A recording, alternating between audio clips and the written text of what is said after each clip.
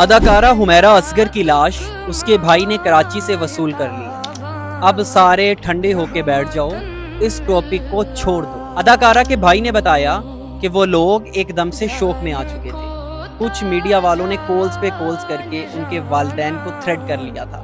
اس وجہ سے ان کے والدین کو سمجھ نہیں آ رہی تھی کہ وہ کیا جواب دیں۔ کچھ ان کی فیملی میں کچھ عرصہ پہلے ہی ایک ایکسیڈنٹ ہوا تھا جس کی وجہ سے سارے ابھی تک ڈپریس تھے، اور پھر ان کی بہن کے ساتھ ان کا جو تعلق تھا وہ بھی 1 سے 1.5 سال تک قائم نہ ہو سکا۔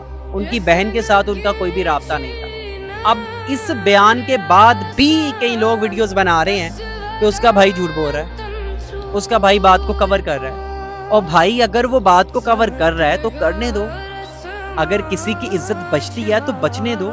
اگر کوئی پردہ ڈال رہا ہے، خود کو سدھار رہا ہے، اس کو سدھرنے دو۔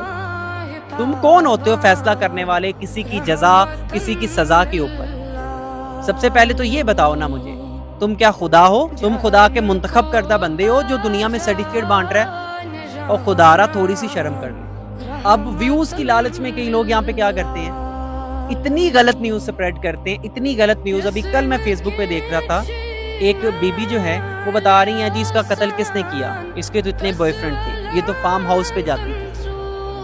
مرنے والے کو کم از کم قبر کے اندر سکون لینا۔ اگر اس کی میت تدفین کے لیے چلی گئی ہے نا تو اس ٹاپک کو بھی دفن کر